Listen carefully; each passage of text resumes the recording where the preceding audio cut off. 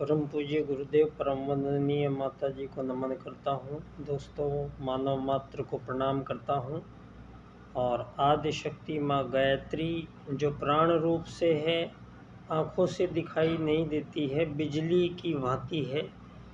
बिजली की तरह संपूर्ण 84 लाख प्रकार के विभिन्न जीव शरीर हैं। उन प्रत्येक जीव शरीर में वो प्राण रूप से, बिजली रूप से जीवन प्रदान करती है। तो विभिन्न प्रकार के जीवन धरती पर दिखाई देते हैं। दोस्तों, आज विशेष एक दिन यूं हो गया है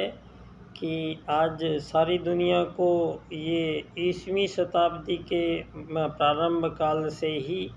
संसार में जो यहाँ मानव के परिप्रेक्ष्य में जितनी भी बातें कही गई हैं और मानवों के प्रति जो व्यवहार, विश्व व्यवहार जो प्रदर्शित हो रहा है, दोस्तों, वो ऐसा भ्रमित मानव समाज धरती पर इकट्ठा दिखाई देता है और पूर्णतः भ्रमित एक मानव संसार खड़ा है। और दोस्तों, चूँकि यहाँ जो कुछ ऐसी मानवीय त्रुटियाँ प्रारंभ हुई हैं धरती पर, और उन त्रुटियों को दोहराते चले जाना ही जीवन का अर्थ रह गया है। और दूसरे किसी चश्मे से, दूसरे किसी एंगल से जीवन की बात करना एक तरीके से बेईमानी हो गई है। आज विश्व योग दिवस पर मैं विश्व योग दिवस इसलिए अच्छा लगा कि योग तो विश्व में सबसे प्राचीनतम एक ऐसा महाविज्ञान है जो धरती के प्रारंभ हमारे भारतीय सनातन संस्कृति, भारतीय सनातन धर्म और भारतीय भूमि पर जो उत्तराखंड क्षेत्र के नीचे का भाग है, आज वहाँ पर मनु का आगमन हुआ था धरती पर प्रथम बार। और दोस्तों, मनु का जो परिवार बड़ा हुआ, वो जो वहाँ पर मकान भवन बनाकर रहना प्रारंभ किया धरती पर पहली बार मानव ने, वो जो वहाँ पर मनु के पूरे परिवार के लोग थे, वो आर्य कहलाए, आर्य परिवार कहा उनको। और आर्य परिवार इसलिए कि वो धरती के प्रारंभिक काल के मानव थे। और प्रारंभिक काल के मानव दोस्तों सतयुग में आए थे, उनकी हजारों साल उम्र लेके आए थे। और उनके सामने जो क्योंकि धरती एक विशेष ग्रह है, ये यहाँ पर सारे ब्रह्मांड में धरती जैसा अभी तक कोई ग्रह ऐसा मिला नहीं है। यहाँ पर 84 लाख प्रकार के जीव शरीरों के जीवन की पूर्ण व्यवस्थाएं अनवरत अनंत काल से चली आ रही हैं। और संपूर्ण प्राणी यहाँ पर भोजन प्राप्ति का अधिकार, दीनदयाल उपाध्याय जी कहते हैं कि धरती पर जो भी मानव आया है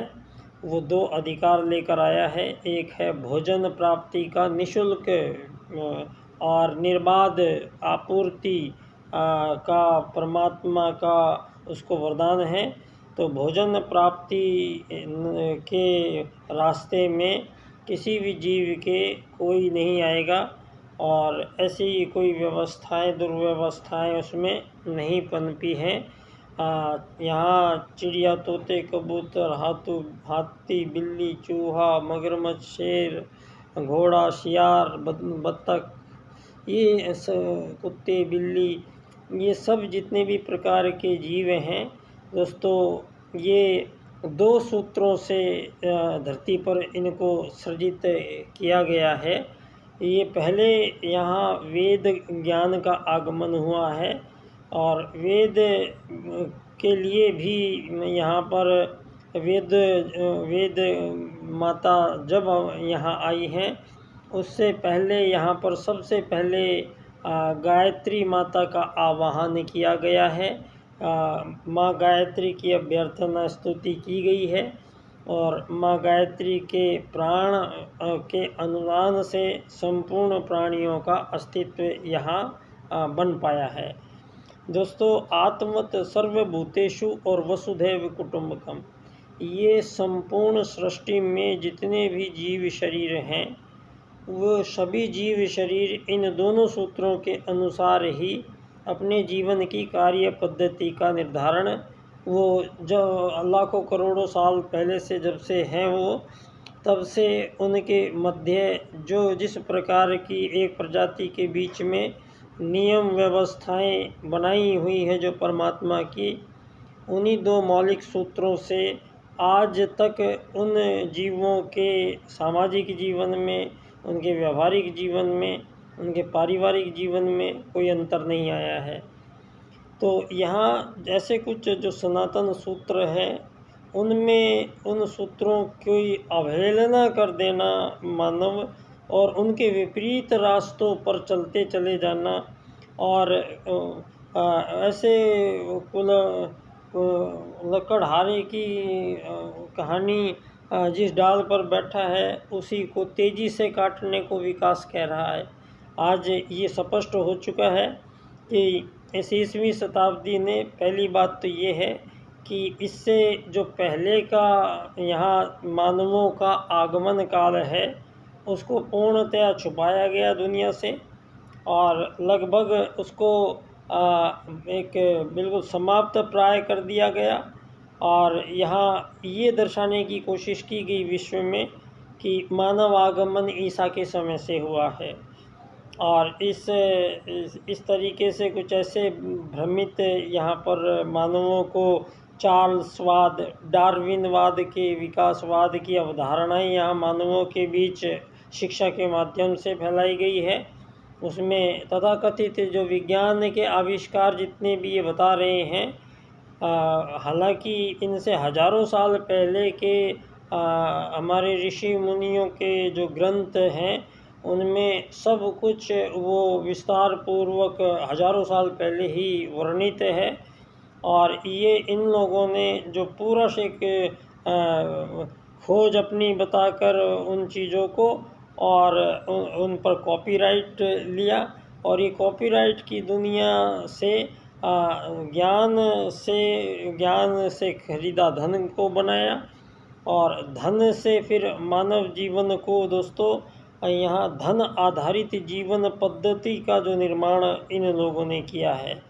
वो धरती पर मानवों के लिए सबसे बड़ी त्रुटि और सबसे बड़ी भूल रही है जीवन की। यहाँ दोस्तों प्रथम आगमन काल में सुस्पष्ट बात है, इन लोगों ने मछली बंदर से मानव बनने की बात स्वीकार की है और कहा है मानव एक जंगली प्राणी था, उसको आग जलाना नहीं आता था, उसको ये सब बातें नहीं आती थी। तो ये एक भ्रमित और ऐसा वो खड़ा किया गया है कि मानव को जानवर के सदृश ही एक उसका प्रारूप मानकर और यहाँ जीवन में उसके भोगवाद को उसको जगाया है और भोगवाद में दोस्तों इंद्रियों की जो कामुकताएं हैं उनकी प्राप्ति को जीवन का लक्ष्य बनाकर और संपूर्ण मानवों को चारों तरफ से इस धन आधारित जीवन पद्धति से मानव जीवन को कस देना, ये पूंजीवादी लोकतंत्र भी जिसको आप कह रहे हैं, ये आर्थिक वैश्वीकरणवाद नामक एक गंभीर जो आज़ाद करने से पहले ही आप सब लोगों से हस्ताक्षर ले लिए गए हैं सभी देशों से कि कोई भी आज़ाद देश हो, कोई भी आज़ाद सरकार आएगी, लेकिन आप सभी के आज़ाद देशों को आर्थिक वैश्वीकरणवाद की नीतियों से चलना पड़ेगा,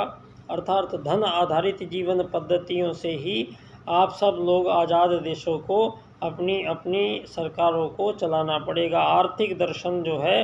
वो पूंजीवाद जो है वो उसी से चलना पड़ेगा। तो इस बात को आज तक किसी भी व्यक्ति ने नहीं समझा और उसका प्रतिकार किया। ये धरती पर ऐसे क्योंकि युग परिवर्तन करने जब स्वयं महाकाल धरा पर आते हैं तो दोस्तों जब भगवान श्री राम आते हैं तो वो हनुमान जी को भी साथ लेके आते हैं। तो यहाँ इस बार परम पूज्य गुरुदेव का आगमन हुआ है और साथ ही वो उनसे 5-6 साल छोटे थे, अपने साथ ही उसी आगरा ज़िले में जिसमें चंद्रभान नंगला गांव के पंडित दीनदयाल उपाध्याय जी,